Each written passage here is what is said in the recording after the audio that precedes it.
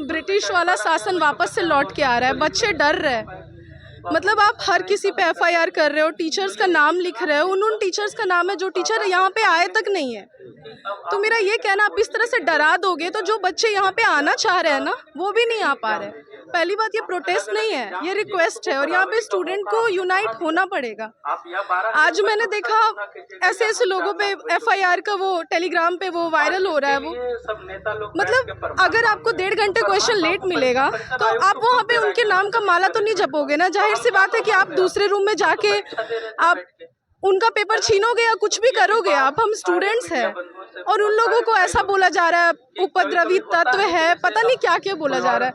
Leak and all से मेरा कुछ नहीं कहना है यहाँ पे कि पेपर लीक हुआ है। नहीं, मेरा ये कहना है, आप अलग अलग पेपर क्यों ले रहे हो। मेरे पापा ने बोला, मेरे पापा ने बोल रहे हैं कि कोई प्रूफ दीजिए तब उसको हम करवाएंगे। प्रूफ हम सीबीआई से नहीं है ना, हम स्टूडेंट्स हैं, हम सिर्फ बोलेंगे ना कि हाँ ऐसा। बापू साहब आजाद का उसको कैंसिल किया गया और जो भी छात्र कह रहे हैं उसका प्रूफ दे। छात्र प्रूफ कहाँ से देंगे। मेरा ये कहना है, आप वो वीडियो पब्लिक कर रहे हो जहाँ पे छात्र दूसरे रूम में जाके दूसरे का पेपर छीन रहे हैं। आप वो वीडियो तो पब्लिक नहीं कर रहे हो ना कि आखिर वो ऐसा कर क्यों रहे हैं। वो वीडियो आप पब्लिक नहीं कर रहे हो। मेरे पापा ने आज बोला कि जेपी छात्र आंदोलन के बाद से एक आंदोलन बिहार में सफल नहीं हुआ। आखिर क्यों नहीं हुआ सफल? क्योंकि यहाँ पे यूनिटी नहीं है। कुछ लोग इस टीचर की बुराई कर रहे हैं, कुछ लोग इस टीचर की बुराई कर रहे हैं। कभी ऐसा बोल रहे हैं खान सर गलत है, कभी कुछ लोग बोलते हैं रहमान सर गलत है, कुछ लोग बोलते हैं आज बिना कुछ किए रामांशु सर का नाम पेपर में है। क्यों है उनका नाम? वो तो उतने दिन से हमारे साथ खड़े हैं, उनका नाम पेपर में है, वो छात्रों को बहका रहे हैं। हम 10 साल के बच्चे नहीं है ना कि हम बहक जाएंगे। हाँ एग्जैक्टली, वो पूरा गलत है। गर्दनी बाग में अभी मैं देख रही हूँ मीडिया लोग गए हैं, वहाँ पे ये बोला जा रहा है ऐसा कुछ स्टूडेंट्स ने नहीं किया है। मतलब मुझे ऐसा लग रहा है मैं ब्रिटिश शासन में जी रही हूँ पूरी तरह से। भारत छोड़ो आंदोलन का रूप ले रहा है ये। सारे लोगों पे एफआईआर किया जा रहा है, सारे लोगों को एक दिन में। ये लोग ऐसा ना हो कि कल के सबको अरेस्ट कर ले, डिटेन कर ले। तो ये तो भारत छोड़ो आंदोलन चल रहा है ना कि लीडरलेस मूवमेंट बन गया। पहले तो 6 तारीख को इन लोग ना रॉलेट एक्ट चलाए कि जहां भी 4 लोग नजर आ रहा है लाठी चार्ज कर दो, जहां भी नजर आ रहा है लाठी चार्ज कर दो। अभी बात सुनेगी, जब तक सारे स्टूडेंट रोड पे नहीं उतरेंगे, जब तक आयोग को जाके नहीं घेरेंगे, सरकार नहीं सुनेगी। यहाँ मुझे ऐसा लग रहा है ना कि क्यों नहीं सारे स्टूडेंट यूनाइट होके आयोग के पास जा रहे हैं, क्यों नहीं बीपीएससी ऑफिस के पास जा रहे हैं, क्यों नहीं सीएम तक हमारी बात क्यों नहीं पहुंच रही है। आखिर कितने कितने लोगों का आ रहा है, सम्राट चौधरी, दिलीप चौधरी, पता नहीं यार। वो लोग नहीं समझ रहे हैं, यहाँ पे अनएजुकेटेड लीडर्स हैं, हम लोग जिता रहे हैं उनको जातिवाद के नाम पे वोट देके। आज समझ में आ रहा है ना कि उसका मैंने सुना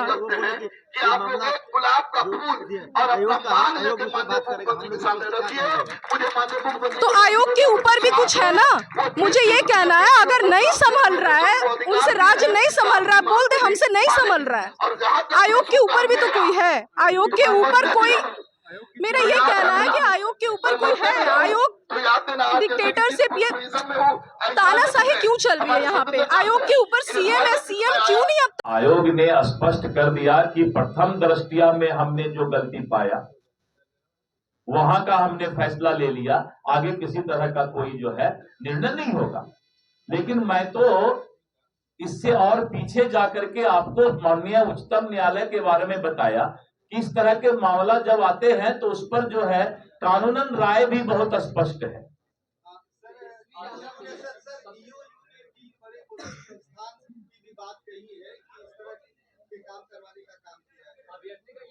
अब देखिए, ये तो मैं सीधा कोई आरोप नहीं लगा सकता किस पर, क्योंकि ये तो जांच का विषय है और जांच के विषय में कोचिंग संस्थान की क्या भूमिका है ये तो कोई जांच करने वाली संस्था ही बता सकती है। मैं इस पर कोई बात नहीं कर सकता। लेकिन सरकार के नाक के नीचे पटना में इस तरह की घटना होती है, क्या सवाल है? आप एग्जामिनेशन देने जाइए और आप पहले से मन बना के रखिए कि जाते के साथ जो क्वेश्चन मिलेगा उसका फोटो खींच करके बाहर भेज देंगे, खिड़की से हम क्वेश्चन फेंक देंगे। अब इसके लिए तो एक एक स्टूडेंट के पास जो है सिक्योरिटी दिया जाए। मेरी बात समझिए, मेरी बात समझिए ना, इसीलिए तो फैसला हुआ है।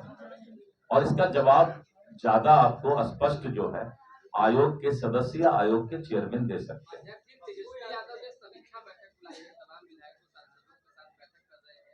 कोई तेजस्वी जी समीक्षा करते हैं, कोई सरकार है क्या?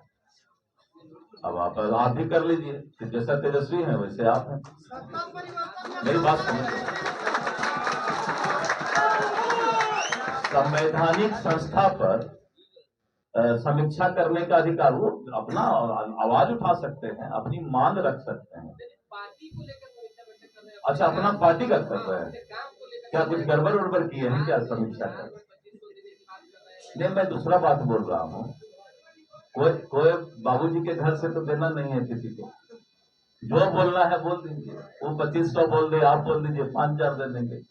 क्या नारी का सम्मान, लालू यादव जी के शासन में नारी का क्या सम्मान था?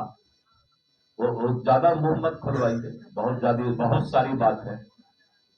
महिला का सम्मान लालू यादव जी का परिवार कहां सीखा है? अगर सम्मान सीखता तो दूसरे घर के भी महिलाओं को, औरतों को सम्मान देना जानता हो। तो खैर चलिए, इस पर ज्यादा बात नहीं करेंगे। जो भी आप छत्तीसगढ़ का बात लीजिए, छत्तीसगढ़ में इसी तरह का धोखा देकर भूपेश बघेल ने कांग्रेस की सरकार बनाई कि हम मां बहना को ये दे देंगे, हम किसानों को ये दे देंगे।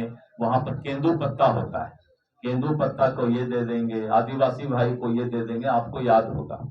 और जब छत्तीसगढ़ में चुनाव विधानसभा का शुरू हुआ तो चारों तरफ यही हो रहा था कि नहीं भाई, ये तो सब कुछ फ्री देंगे तो सरकार तो इसी का बनेगा। लेकिन जनता को मालूम है इस देश में अगर एक आदमी का गारंटी चलता है तो वो है मोदी का गारंटी। मोदी के गारंटी पर ही जनता को विश्वास है। और छत्तीसगढ़ में जब हमने कहा कि 2300 हम धान का देंगे, उसने कहा 2500 देंगे। यानी लगता है बोली लगता है क्या कि 200 बिजली फ्री देंगे, तो कोई बोल दे 300 दे देंगे। माई बहन को कोई 2500 बोल दिया कि बहना माई को हम देंगे, कोई बोलते 4000 दे देंगे। कोई हमारी महिला बहन, कोई हमारा जो है समाज का लोग अगर विश्वास करता है वादा पर, तो वो मोदी की गारंटी पर विश्वास करता है, क्योंकि उसको मालूम है कि मोदी जो बोलते हैं वही करते हैं। और ये भूपेश बघेल उसका जो है सबसे बड़ा उदाहरण है इस देश में। धन्यवाद जी, धन्यवाद, बहुत बहुत धन्यवाद आप सभी। SC/ST समाज के लिए, अल्पसंख्यक समाज के लिए और जो कमी रह गई है, इस रथ के माध्यम से जो हमारे प्रदेश अध्यक्ष होंगे, प्रभारी होंगे, उन्होंने जो कमी रह गई उसको कलेक्ट करके माननीय मुख्यमंत्री के सामने प्रस्तुत करेंगे। और जो बच गई है, जो कमी है, उसको नई कार्य योजना बना करके माननीय मुख्यमंत्री SC/ST समाज पर काम करेंगे। आप जानते होंगे 2005 से पहले कोई ऐसा SC/ST का समाज नहीं था कांग्रेसी के रीजन में जो कि मुखिया सरपंच समिति बना था, जिला परिषद का अध्यक्ष बना था। माननीय मुख्यमंत्री ने एकल पद पर आरक्षण देकर 2006 में उनको SC/ST समाज के बहू को, बेटी को, बेटा को मुखिया सरपंच समिति, जिला परिषद का अध्यक्ष, प्रमुख बनाने का काम किया, राजनीतिक सत्ता में भागीदारी दिलाने का काम किया। और उससे जब मन नहीं भरा तब उसे शिक्षा से जोड़ने के लिए SC/ST समाज को टोला स्वयंसेवक का बहाल किया, अल्पसंख्यक समाज में तालीमी मरकज का बहाली किया। और उससे जब मन नहीं भरा, सरकारी योजना की लाभ उस तक नहीं पहुंचता था, तो पूरे बिहार के सभी पंचायतों में 10,000 विकास मित्र का बहाली किया सरकारी योजना के लाभ दिलाने के लिए। आज अल्पसंख्यक समाज के लिए कांग्रेस जो बात कर रही है, 2005 से पहले जो भी हमारे हज करने के लिए अल्पसंख्यक समाज के लोग जाते थे, उनके पटना में रहने ठहरने का कोई व्यवस्था नहीं था। वो आते थे किसी अपने आदमी के यहाँ, रिश्तेदार के यहाँ ठहरते थे, कहीं अपने प्राइवेट में रह कर के ठहरते थे। जिसको नहीं होता था तो स्टेशन पर रहते थे। माननीय मुख्यमंत्री जब सत्ता में आए थे, सर्वप्रथम पूरे बिहार के अल्पसंख्यक समाज के लिए उन्होंने हज भवन का निर्माण किया और सारी सुख सुविधा से लेस वो करके आज हज भवन में उनको क्या कहते हैं उसमें जो अथी मिलता है अनुदान दिया जाता है हज करने वाले के लिए। और उसमें पहले बिहार में श्मशान लेकर के और कब्रिस्तान लेकर हमेशा हिंदू मुसलमान में झगड़ा होती थी, उसको दूर करने के लिए पूरे बिहार में 8000 कब्रिस्तान को घेराबंदी किया है। अंतिम सवाल हमारा ये रहेगा, तेजस्वी यादव कह रहे हैं कि जदयू को जो है बीजेपी हाईजैक कर रही है। अरे वो तो क्या बोलेंगे नहीं बोलेंगे, बिहार की जनता उसको नकार दिया है। और जानते होंगे नीतीश कुमार माननीय मुख्यमंत्री के साथ 17 महीना रहा है, तो कौन किसको हाईजैक करता है माननीय मुख्यमंत्री के अथी क्रियाकलाप से वाकिफ नहीं है। स्वतः संज्ञान लेकर के उन मसलों को भी हल किया है। और इस समाज के लिए बिहार को हिंदुस्तान में कहीं जन्नत है तो अल्पसंख्यक समाज के लिए जन्नत है तो बिहार है। और आमूल चूल परिवर्तन हुआ है और इतना काम तो हम लोग गिनते गिनते थक जाएंगे। इस समाज के लिए हर तरह की जो शिक्षा का मसला हो, स्वास्थ्य का मसला हो, कब्रिस्तान का मसला हो, मदरसे का मसला हो, आपका और सारे मसले हों, मैंने सारे बुनियादी मसलों को हल किया है। तो हम लोग मतलब आवाम के बीच में जा रहे हैं और जा कर के लोगों को ये बताना चाहते हैं कि जो दूसरे तथाकथित सेकुलर पार्टियां हैं वो आपको जज्बात का च्युइंगम देती हैं, जो आपका सिर्फ जवान की स्वाद जो है बदल। मुख्यमंत्री जी आपके बच्चों के पैदा होने से लेकर के आपके आखिरी आरामगाह तक यानी कब्रिस्तान में उनको भी बनाते हैं कि वहाँ पे भी फूल पत्ती लगता है, उसकी बाउंड्री हो कि कोई जानवर न घुस जाए, कोई न कर ले। और उसमें रास्ता बना होता है, उसमें बिजली लगी हुई है, पानी लगा हुआ है। आप जा करके अपने आबा अजदाद के मज़ार पे कब्र पे फातिया पढ़ सकते हैं और उनके रूह के सुकून के लिए दुआ कर सकते हैं। हमारे बुजुर्ग जो लोग हैं, हमारे आबा अजदाद वहाँ चैन और सुकून से लेटे हुए हैं। और इस तरह का ख्याल रखने वाले हमारे माननीय मुख्यमंत्री श्री नीतीश कुमार जी, जो पर यही हम लोग बताना चाहते हैं कि आखिर ऐसा क्या कमी रह गया हमारे नेता में कि आप लोग उस मात्रा में इनको समर्थन सहयोग नहीं दे। किसान क्या एक मुश्त वोट दे करके हमको 2025 में इंशाअल्लाह एकदम 2025 में नीतीश जी की तरक्की और 2025 की जीत पक्की। तुम जाके बांट दो गरीबों के लिए, तो मैं आई हूँ बांटने के लिए और मैं भी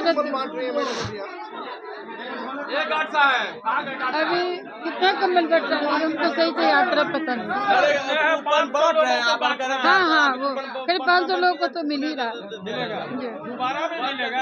देखिए अभी तो शुरुआत ही है, कोशिश करेंगे अधिक से अधिक लोगों को दें।